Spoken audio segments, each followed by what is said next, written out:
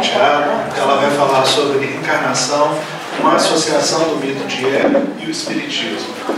Kátia vem colaborando com a gente nos livros já há alguns anos, né, parceira do Marco, né, nas publicações, inclusive. Aí, como sempre, eu vou passar direto a palavra a quem vai falar, e depois a gente tem o Jefferson Betarel. Kátia, vamos fazer o seguinte: a Kátia apresenta, o Jefferson apresenta, e aí depois a gente abre perguntas. Pode ser? Bom dia a todos, que a paz de Jesus nos fortaleça, nos ampare. E eu gostei muito. O Ademir está aí hoje? Não. Ah, que pena, porque eu adorei o Ademir ontem, né? E eu adoro essas estatísticas sobre coisas que a gente não entende. Eu gostei muito dele dizer que ele estava fazendo uma brincadeira. Na verdade, da forma como se olha um pouco a minha proposta, é uma brincadeira. Tem 20 minutos, né, Jefferson? Vocês me avisam? Tá. Também é uma brincadeira, mas é um exercício que tradicionalmente eu faço de analogias e de reflexão da doutrina, de como eu gosto muito de pensar sobre como o pensamento, a razão do homem evoluiu. E há muitos anos atrás, uns 5 anos atrás, eu tive contato com um livro que me apaixonou e que me fortaleceu muito isso, que é a Descoberta do Espírito, de Bruno Snell. Em português só existe tradução de Portugal mesmo, em que ele fala, na verdade, quando ele fala do espírito, do homem, até chegar na razão com Sócrates. Então, ele coloca como o homem era no tempo da mitologia e qual a importância da mitologia no desenvolvimento do ser humano. Eu sempre adorei mitologia, não sou uma grande conhecedora de mitologia, mas gosto muito da mitologia grega. E lendo Bruno Snell, eu percebi que tinha uma lógica muito grande, e sendo espírita, essa lógica aumenta. Eu sempre usei, quando se fala de processo reencarnatório, alguns exemplos mitológicos, além do básico, né, que é usado, que é a Fênix. Eu sempre usei muito Penélope, sempre usei o mito de Éra como referências ao processo reencarnatório e ao processo de desenvolvimento do espírito. E o Marco Milani acabou me convencendo aí a tentar, é só um esboço de projeto, eu pretendo apresentar isso, se der, o ano que vem, mas então é uma reflexão, e usando aí a terminologia da Ademir, uma brincadeira, na verdade, de busca de reflexão e de entendimento, né? O objetivo é tratar do mito, mais especificamente o mito de Éra. Não vai dar para discorrer sobre o mito aqui, quem quiser, o último capítulo da República de Platão, o mito está inteirinho, né? E na internet acha-se muito fácil o texto. E o processo reencarnatório sobre a perspectiva da doutrina. Esse é o objetivo geral, fazer a analogia disso.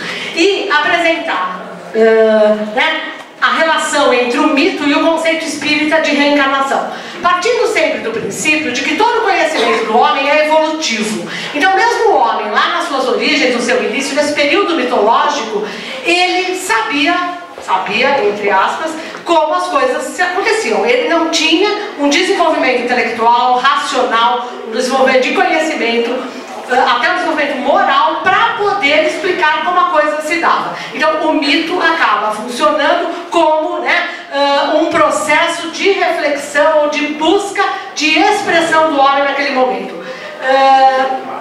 É interessante pensar que quando surge Sócrates e Platão, há uma ruptura com o período mitológico, né? Ingressa-se aí numa fase de reflexão mais racional. Mas é muito engraçado, porque eles rompem com o mito e eles criam mitos, né? Porque quando a gente lê Platão, tem vários mitos em Platão. Então, que raio de ruptura, né, com o mito é essa? Porque se você rompe com o período mitóico, como você retoma com o mesmo tipo de história, criando um novo desenvolvimento em cima de algo que já era comum? E que você diz que está rompendo. Então, isso pode parecer meio incoerente, e é interessante refletir sobre isso. Por que se continua criando mitos? Nós vivemos um mundo altamente tecnológico e que temos um monte de mito no nosso dia a dia. Então, e muita gente transforma o espiritismo num mito, né? Transforma a vida do ser espiritual num mito, nega a reencarnação de forma objetiva, mas acredita nisso de forma discursiva. Então, e tudo isso vira mito, né? É só uma provocação mesmo para que a gente possa conseguir avançar um pouco nisso. Então, O desenvolvimento, então, a minha proposta de trabalho é desenvolver um paralelo entre a forma como é, né, descreve a reencarnação, e a maneira como a doutrina espírita, fundamentada em Kardec, em algumas descrições de André Luiz, todo mundo aqui, imagino que já tenha lido Missionários da Luz, a reencarnação do Sigismundo, né? Como se dá esse processo e procurar comparar isto com o que descreve do que ele vê, né? E também entender o processo que descreve para que ele veja e depois narre, tentando entender isso dentro do processo mediúnico metodizado por Kardec, principalmente no Livro dos Médiuns. E passando, claro, né, por Jesus, quando ele fala de que há reencarnação, né, tem várias passagens do Evangelho, e da evolução do conhecimento humano, quando Jesus nos fala. Por que ele fala por parábolas e que ele promete um consolador porque não dava para falar tudo. Então, Jesus mesmo mostra que há uma necessidade de evolução para alguns entendimentos, mas que mesmo antes do entendimento algumas coisas já podem ser colocadas. E o mito, né, o que é o mito em termos de definição, eu estou usando aqui Junito Brandão. Junito Brandão é um especialista em mitologia grega, ele tem uma trilogia, são 3, né, ele chama Mitologia Grega, a trilogia dele. Ele é doutor, ele já está desencarnado, ele foi doutor pela PUC do Rio de Janeiro, e ele é muito usado, e ele fazia parte de grupos de psicólogos junguianos que estudavam os arquétipos junguianos através da mitologia e que usavam o mito como referência. Então o Junito é inquestionável, né, quando ele fala de mitologia. Ele, citando Mircea Eliade, ele diz que o mito descreve o tempo dos princípios, né, e que o mito tem que explicar de forma mais ou menos coerente, o homem e o mundo. É legal essa definição, né, porque a gente também ainda tenta explicar as coisas de forma mais ou menos coerente. Ele diz que o mito trata da interferência entre entes sobrenaturais responsáveis pela consolidação da realidade que é narrada. Então, aí eu me reporto até a Isdel, quando ele diz que o homem era um artefato dos deuses, até no período mitórico, né? O mito traz a história verdadeira ou a realidade que passou a existir, seja uma realidade total, seja uma realidade do cosmos, seja fragmentada, seja a existência de um monte, de uma pedra, de uma ilha, de uma espécie animal ou vegetal, ou seja, o mito vai contar a história do surgimento de alguma coisa que passa a existir na realidade do ser, né? E sempre também com uma representação coletiva. Ai, desculpa, apertei o botão errado. Ixi, mais errado ainda. Como é que eu volto aqui? Achei. Desculpa, gente.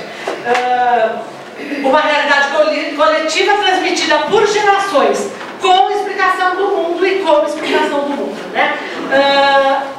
Trata de palavra, de imagem, de gesto, que vai circunscrever, eu acho isso aqui poético, o acontecimento no coração do homem antes de fixar-se na narrativa. É interessante pensar que o homem, quando começa a sua expressão, ele começa através da poesia.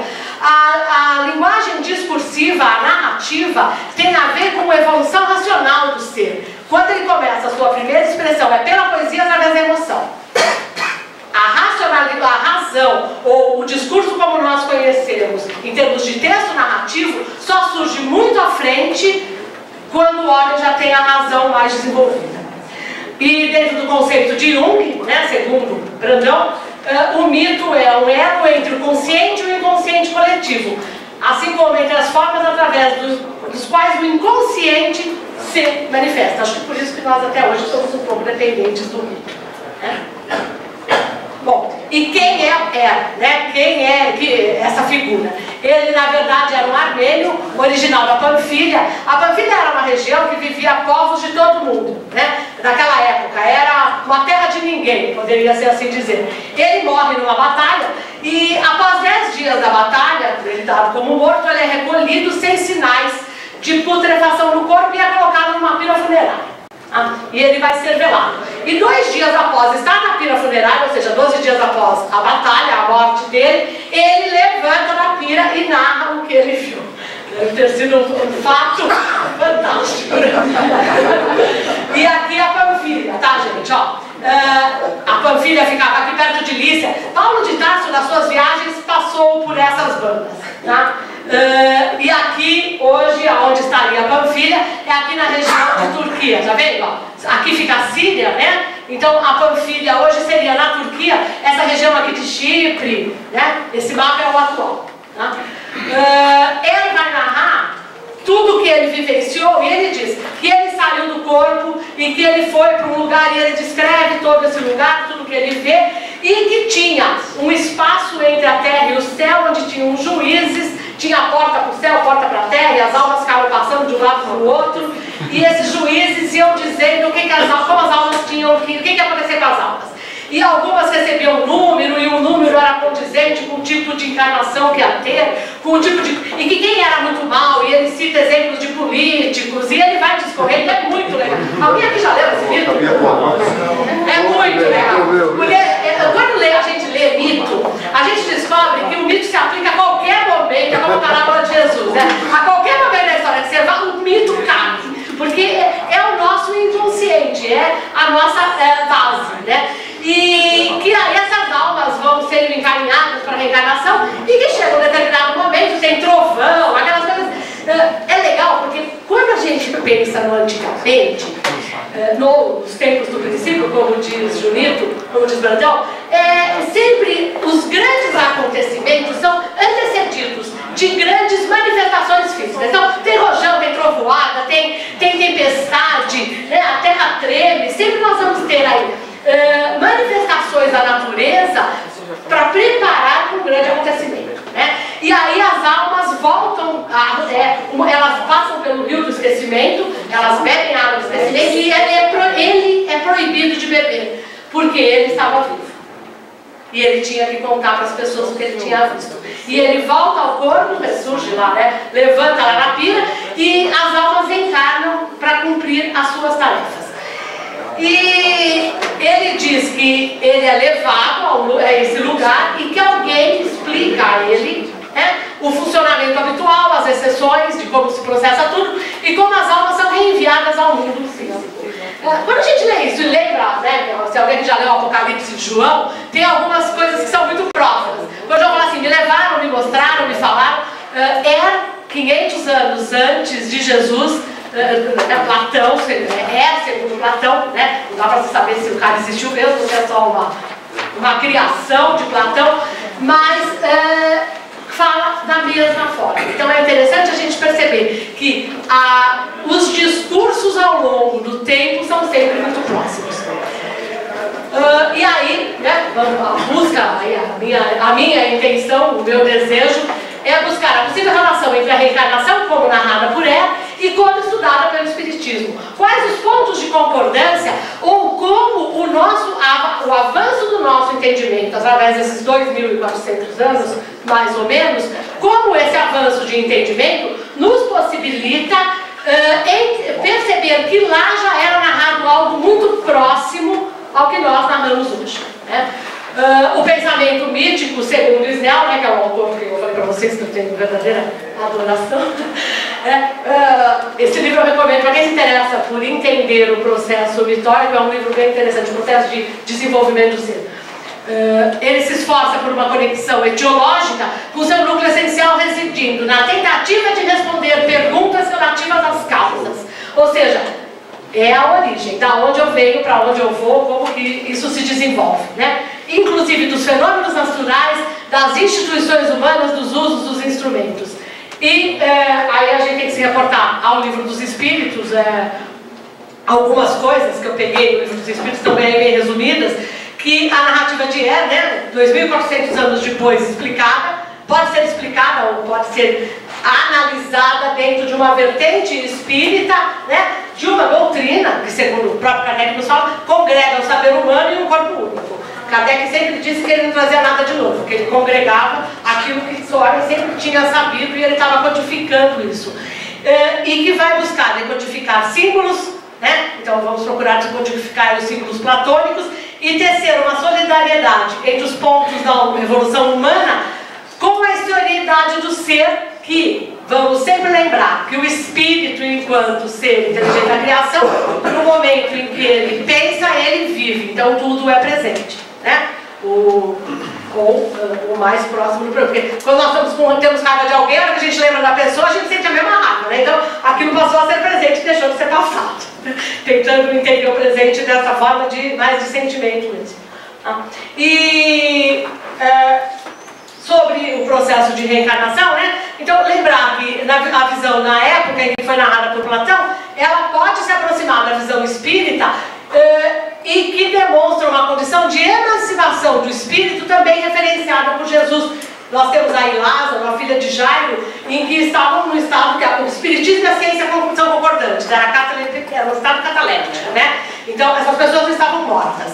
Agora, pelo espiritismo e pelo processo mediúnico, nós também podemos entender todo o processo de não sei se ele existiu ou não, mas o processo como narrado, como um processo de emancipação da alma, entendendo alma como a definição que está no livro dos Espíritos, de espírito encarnado. Tá? Falando alma só nesse contexto mesmo. Né? Essa concordância, né, entre o espiritismo, a possível leitura espírita para o mito de mostra a unidade entre as diversas disciplinas e que vai ser diretamente proporcional ao desenvolvimento do ser, quer no âmbito moral, quer no âmbito intelectual, porque conforme nós vamos avançando no nosso entendimento, algumas coisas vão sendo redesenhadas, vão sendo aclaradas, vão sendo mais perceptíveis. E cada coisa vai ter, diz Kardec para nós, né, o seu tempo, e que eles, os espíritos, desde todos os tempos, ensinaram muitas coisas que os homens não compreenderam ou desfiguraram, mas que atualmente podem compreender. Pelo seu ensinamento, mesmo incompleto, preparam o terreno para receber a semente que vai agora frutificar. Então é muito interessante pensar que lá desde os tempos dos princípios, o homem já tinha algumas ideias de como a coisa evoluía. Tá? Isso está, né, quem quiser consultar o livro dos Espíritos, questão 805.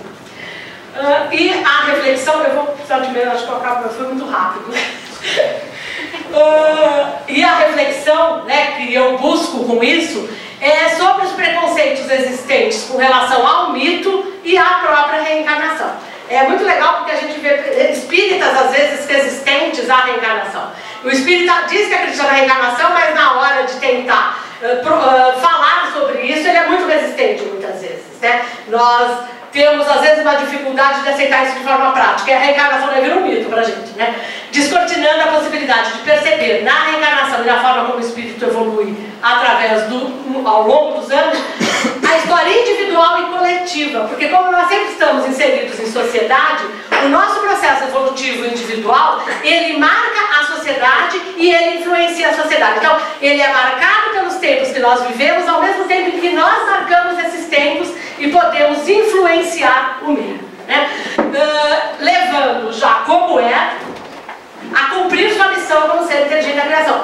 Tinha uma missão, além de ser um soldado grego que vai para a batalha, ele tinha a missão de contar para as pessoas o que ele viu nesses 12 dias em que ele esteve dado como morto, né?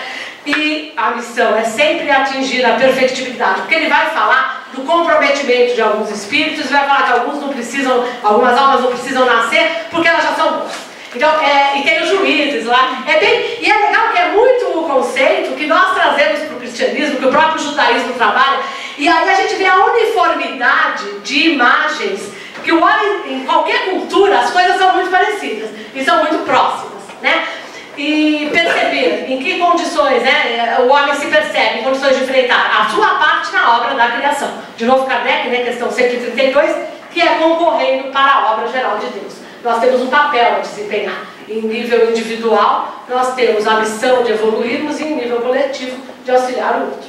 O que vai mudar aí é a abrangência da missão de cada um. Mas todo mundo, né, seja Chico Xavier, Gandhi, Madre Teresa ou cada um de nós, o que muda é a abrangência da missão, mas a missão é a mesma para todos nós, né? E o método, então, que vou procurar usar, aqui é muito difícil achar ilustração para esse material. Isso daqui, na verdade, é um soldado romano, então quem for aí purista, me desculpe, mas é que eu fui procurar o Rio do Esquecimento e eu só achei um soldado romano. Os romanos fizeram uma coisa que os japoneses também fizeram na década de 70, né? eu brinco que eles devem ser os romanos reencarnados. Porque os romanos invadiram a Grécia e assumiram o panteão grego, né? Então, assim, todos os deuses, eles gostaram tanto daquela brincadeira que eles assumiram tudo para eles, mudaram os nomes, né? E fizeram. E eu sempre lembro que na década de 70, 80, né, o desenvolvimento tecnológico, aí começou com os aparelhos de som, aquelas coisas. O japonês copiava, comprava tudo, desmontava. Se tiver japonês aqui, eu não estou falando mal, não. Desmontava, fazia menor, mais durável e mais barato, né? Assim, vocês lembram disso? Engenharia reversa, isso mesmo, né? É muito legal pensar nisso, porque igualzinho os romanos fizeram com os gregos, aí vem cá, meu povo, né? Cadê você podia tentar fazer uma pesquisa assim. Posso te ajudar. Vamos aí buscar, ver se a gente levanta o passado desse povo, né? Mas, bom, então, aqui, né, por isso que eu estou falando para vocês, soldado é romano, né, grego não, mas era tudo muito parecido. Também a roupa eles também copiaram dos espartanos. Então, o método que eu vou usar é a pesquisa bibliográfica, né? Tanto sobre o tema reencarnação com ênfase na doutrina, como com levantamento de obras que dá para relacionar os dois temas. Claro, não existe literatura espírita que trate de mito. Isso não existe. Aliás, existe pouquíssima literatura que trata do mito. O que trata do mito é a gente que se preocupa com o mito, né? Não existe. Eu fiz uma monografia de pós-graduação, um TCC de pós-graduação, usando o mito de Penélope com a filosofia da educação. E não existe referência bibliográfica, não existe nada que se aproxime dessas coisas. Então, é sempre um exercício de relacionar, de fazer analogias e de tentar corresponder coisas que ainda não, pelo menos eu nunca achei referência nessas áreas. Então, é só para, né, deixar. Vou procurar, inclusive, fazer uma pesquisa aí. O Marco está me orientando, é orientador, né? Ótimo. Então, mas eu não vou considerar outras correntes do pensamento. Eu vou falar da reencarnação como nós espíritas entendemos. Eu não vou me preocupar com os hindus, porque aí também eu vou escrever, né, um tratado, né? Consulto os teóricos que eu vou usar do espiritismo, Kardec e alguma coisa de André Luiz, basicamente, né? Usando um pouco de Jesus para falar tanto sobre a reencarnação como sobre a possibilidade do espírito, do corpo ser aparentemente dado como morto e depois ressurgir, mostrando que não existe milagre. Meu cronograma, a minha intenção é fazer toda essa revisão de literatura em dezembro, que já tem uma boa parte produzida, inclusive sobre a própria pesquisa de André Luiz. Eu participei por um tempo do GPA, que é um grupo do Pedro Nakano tem de estudo. A gente fez um trabalho ali que foi feito por uma companheira do grupo, um trabalho de levantamento de processo reencarnatório através da obra de André Luiz. Já tem uma parte da referência aí feita, se o Pedro me permitir usar, né? Em maio eu preciso estar com esse texto produzido e a minha intenção, se der tudo correr bem, é em agosto, se o INIP for em agosto de novo, se for aqui em São Paulo, né? E se for aprovado o meu trabalho, fazer o trabalho para cá. Meu referencial teórico básico vai ser Junito Brandão, Platão, claro, Vitor de Salles, ele tem um livro sobre mitologia viva, que é interessante, mas é uma coisa mais histórica. Bruno Snell, com a descoberta do espírito, né? Kardec, André Luiz e a Bíblia de Jerusalém, que é a mais aceita aí para estudo. Então, eu agradeço aí a atenção de vocês. Falei os 20 minutos? Então, não. Gente, obrigada.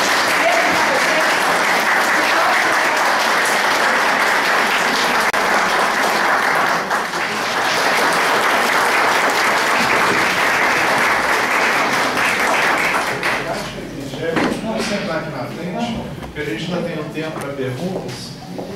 Vou fazer igual o Jefferson, como aquecimento. Vou dirigir uma consideração para a Kátia e uma consideração para o Jefferson. Para a Kátia, Vitor, o negócio psicólogo se interessa bastante. Tá? Então, quando você questionou algo que é tradicional na filosofia, é um discurso que meu professor de filosofia chamava de do mito ao logos. Tá? Eu acredito que você fez uma provocação, é mais um ato retórico, tá? Mas é muito diferente o mito ser tomado como realidade, como critério de verdade, como explicação da realidade. Ou seja, o índio acredita que o mito de Mani explica o surgimento da mandioca. Tá? Do mito ser tomado como metáfora. E quando eu leio Platão, embora eu não seja nem de longe conhecedor da obra de Platão, você pega, por exemplo, o mito da caverna. O mito da caverna é alegoria, não é mito? É alegoria. É alegoria. Sim, mas ele tem um papel metafórico. Tá? E o mesmo mito de Er, você questionou se ele existiu ou não. Ou seja, ele tem muito mais valor metafórico, como algo capaz de colocar, do que o mito como explicação de realidade. E para nós psicólogos, o mito, se a gente for junguiano, por exemplo, o mito ele tem o valor de ter uma expressão arquetípica. Então, em uma palavra, a gente tem sentidos diferentes. Daí a importância de deixar isso claro ao leitor, como você pretende abordar o mito. Tá? Quando eu li seu projeto, eu queria te recomendar não trabalhar com Kardec e André Luiz, mas trabalhar com Kardec e Delane. Delane tem uma obra de reencarnação, e Delane é contemporâneo de Kardec. Né? E eu acredito que você delimita melhor o horizonte do seu objeto do que trabalhar com dois autores que são tão separados no tempo e, às vezes, conceitualmente, há diferenças entre Kardec e André Luiz. Né? Minha sugestão. Tá? Eu queria fazer um comentário muito semelhante ao Rogério. Posso responder? Pode, deixa eu só falar para o Jefferson, eu passo a palavra para vocês, com certeza. Queria fazer um comentário muito semelhante. Nas citações, eu tive o prazer de ler seu trabalho. Eu percebi. Tirei para a mesa. Então, eu acho que, como você bem colocou, a palavra ciência é usada com mais sentidos. E eu não sei, a leitura que eu faço de Kardec, quando ele diz que a ciência ela não tem autoridade para falar de espiritismo, ele está dizendo assim, um químico não pode falar de física. Alguém com formação em filosofia não pode falar em quântica, tá? Porque é necessário que ele se assenhore de todo o conceito que é desenvolvido dentro do espiritismo para ele poder falar. Então, não basta o rótulo de cientista para poder colocar. E é diferente quando ele trata a ciência como conhecimento. Seja o conhecimento empírico, tá? Seja o conhecimento produzido pela hermenêutica ou produzido pela fenomenologia, que são esferas diferentes, inclusive regras diferentes de se produzir conhecimento. E talvez essa riqueza no início do seu trabalho amplie mais seu trabalho fique mais compreensivo e menos apologético. Tá? No sentido de assim, olha, num tom panfletário, vamos trabalhar uma linguagem que a universidade aceita. Tá bom, isso aí, de uma forma geral, quem está se movendo dentro da universidade sabe. E eu acho que você esbarrou com um objeto mais rico. Tá? E você poderia colocar isso. São as minhas considerações e palavras para vocês. Quando eu fiz a brincadeira, na verdade, com Platão, eu falei que eu estava fazendo uma provocação, na verdade, né? Porque que é a provocação no sentido de que Platão é claro, Sócrates são claros que eles rompem com mitologia do período anterior, mas eles criam. Então, assim, para quem não estuda e não entende a diferença do período mitóico e não entende as alegorias e os mitos que estão em Platão, fica incoerente. Mas por isso que eu falei, acho que eu falei que era só uma provocação porque ficava muito engraçado. Quer dizer, você deixa de ser corintiano e continua gostando do Vicente Matuto, por exemplo. Eu sei que eu sou São Paulino, corintiano jamais vai deixar de ser corintiano. Mas tudo bem. Gostei da sugestão de Delane, obrigada. E eu tenho ressalvas, André Luiz, tenho mesmo. Mas, quando se fala de processo reencarnatório, de exemplos, porque qual foi a minha ideia, até para explicar um pouco, de usar André Luiz? Porque o na sua descrição, ele dá os tipos de almas, que ele chama de almas, né, que são, na verdade, da nossa linguagem, seriam espíritos, que vão reencarnar com que tipo de programa para cada um. E em Delane eu não sei como está isso, mas em Kardec isso não é tratado de forma muito clara. Né? E em André Luiz nós temos exemplos de programas reencarnatórios que podem se adequar aos exemplos ou se aproximam ao que ela descreve. Então, seria muito mais como explicação do que foi colocado por lá. Eu tenho várias ressalvas, André Luiz, eu nem vou entrar nesse ponto. inclusive pela distância e por alguns conceitos, mas alguns exemplos que ele dá são muito próximos ao que é a cita. Então seria mais como uma alegoria também, ou como uma explicação da metáfora para explicar. Tá? Vou procurar Delane, não sou uma conhecedora de Delane. Então, assim, avançando, eu sugiro que você escreva um trabalho em Kardec e um trabalho com André Luiz. Eu não tenho restrição, André Luiz.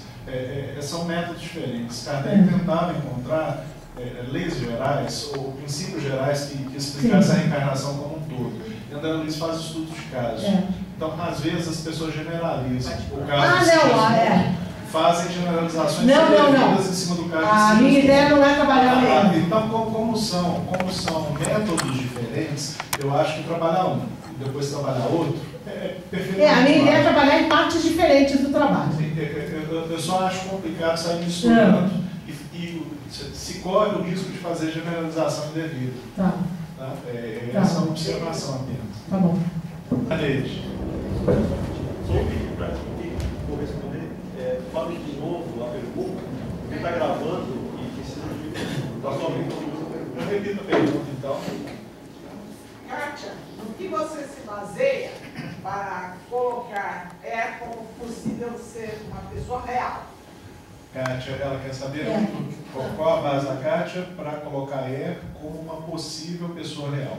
Eu não sei se ele existiu. Platão conta o caso como uma história e ele não diz que ela existe. Ele conta uma história. Então, como ficção.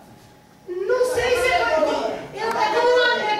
como um mito, na verdade. Né? Ele cria... agora, se essa personagem existiu ou não há comprovação. Agora, essas coisas são complicadas, porque Jesus também não há comprovação que ele existiu, e tantos outros não há comprovação. Aliás, tem gente que questiona se Sócrates existiu. Né? Então, a existência dos seres enquanto pessoas de carne e osso, a gente não sabe. Então, o Milani tem me massacrado, agora eu vou falar sério para vocês. Eu tenho muita dificuldade com essa metodologia científica, inclusive porque eu sou velhinha e no meu tempo não existia isso. Quem fez faculdade na década de 70 sabe que não existia nenhuma teoria, não existia estudo, iniciação científica, não existia nada disso. E eu fico brigando com o Milani, que eu falo que isso é muito arrogante, que isso tudo é muito chato, e que se eu acho que é assim, o Jefferson já está mais convencido do contrário do que eu ainda sou resistente. E ele fica me entulhando de que eu não posso ter certeza, que eu não posso garantir nada, que tudo é relativo. Então eu não sei se o homem existiu, entendeu? Eu não sei muita coisa. Sabe, dona Neide? Então é só nesse sentido. Eu não posso afirmar que ele existiu. Eu imagino que não, porque é um caso. Tá? O que ele questiona é, digamos, a vida pós-morte, que é justamente o que ele escreve, muito aparente com a realidade do mundo espiritual hoje que nós conhecemos. Só que dentro do que ele não poderia ser condenado a tomar segunda se ele fizesse como Sócrates. Então o problema de Platão era justamente poder falar sem ser condenado. Sim, e ele usa o mito como uma referência. E o conhecimento. Bom, a gente tem mais uma questão. Quero lembrar a Kátia do livro Céu e Inferno, onde Kardec faz uma colocação entre o pensamento espírita do céu e inferno e o pensamento grego. Aí ele faz e coloca bem a comparação entre o pensamento grego, o pensamento cristão e o pensamento espírita. Não pode faltar no seu trabalho.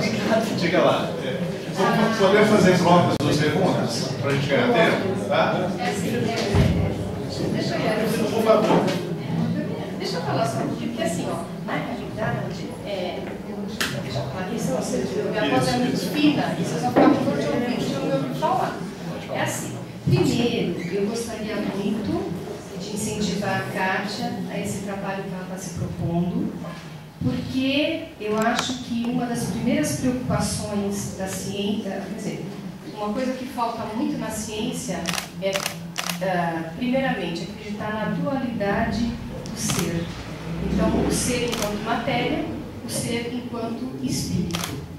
talvez isso que Kardec fale, quando ele diz que a ciência não tem condições de avaliar, porque Emmanuel Kant, ele fala exatamente isso, e vários outros filósofos, estudiosos, sempre falaram que, deixaram implícito até, que enquanto nós, enquanto a ciência, não estudar a qualidade do ser, vai ficar muito difícil. Então nós temos a metafísica, né, que os físicos ortodoxos lutam para poder né? Demonizar. Eles não querem aceitar a metafísica e uma série de coisas. Então eu quero deixar assim. Eu sou Maria Emília, uma pessoa muito simples, né? Tenho nem um cabedal inteligentíssimo aqui, mas eu quero deixar minha contribuição com a Kátia. Eu vou fazer muita vibração positiva para ela fazer esse trabalho, porque o discurso de Sócrates, Decálogo de Platão, Sócrates, isso é lindo demais, demais, é a coisa mais maravilhosa do mundo. E hoje aqui caiu uma ficha, quando você fez a correlação do espiritismo, da reencarnação, com esse mito que, como a nossa colega mesmo disse, ele tinha que falar naquela época sobre mitos mesmo, tá? Como Jesus teve que falar sobre parábolas. Eu achei lindo o seu trabalho, peço a Deus que você continue, porque vai ser muito bacana. É só isso. Também. Astrid, senta aqui mais pertinho para a gente ganhar tempo, já que estão perguntando pronto. Eu gostaria de dizer que eu acho que foi interessante essa colocação do mito e da ciência, porque são pontos assim elementares do conhecimento do homem total, integral. Porque todo conhecimento, independentemente de ser mito, por exemplo, Orfeu vai para o inferno buscar Eurídice, aparece Virgílio também na Eneida, aparece Dante Alighieri também buscar Beatriz no inferno, que é esse inconsciente, né? Então tem os mitos, eles na verdade é uma explicação dos fenômenos, a tentativa de explicação. E isso na verdade não é nada difícil nada diferente do que a ciência também. A ciência não é a realidade das coisas. A ciência ela é uma suspensão da realidade. A realidade se esgota em si mesma. Todo o vocabulário, toda a linguística, toda a literatura não é a realidade, é simplesmente uma abstração da realidade, como uma filosofia. Então a ciência, a religião também. Aparece o Saci Pererê, mas o Saci Pererê pode ser um espírito elemental ou pode ser um outro espírito transformado, metamorfoseado, né? Então há possibilidade de tudo. Então é um elemento importante do conhecimento. Agora, a questão eu só vejo assim, porque há sobre a ciência espírita. O que é o objeto da ciência espírita? Então tem muitos espíritas que dizem que é um espírito, mas o espírito pode se confundir com a memória, com a inteligência, com o psiquismo, né? Eu acho, e até Allan Kardec aparece em alguns lugares, citando isso, mas Allan Kardec escreveu o livro dos médiuns. Então o objeto da ciência espírita é um objeto que não existe em nenhuma ciência, é um fenômeno mediúnico, que eu acho que é o mais acertado se for comparar as outras ciências. É isso que eu acho que é importante também colocar a questão da indução, porque Allan Kardec não deduziu nada, que a dedução é sempre geral, e vai pesquisar na experiência particular. Não, ele foi pelas experimentações, que é a manifestação mediúnica de cada espírito, ele construiu então, essa filosofia, ciência e a religião espírita, tá? Esse arcabouço, vamos dizer assim, né? De conhecimento. Então, eu acho que, só para frisar, porque nesse sentido há uma certa diferenciação entre nós.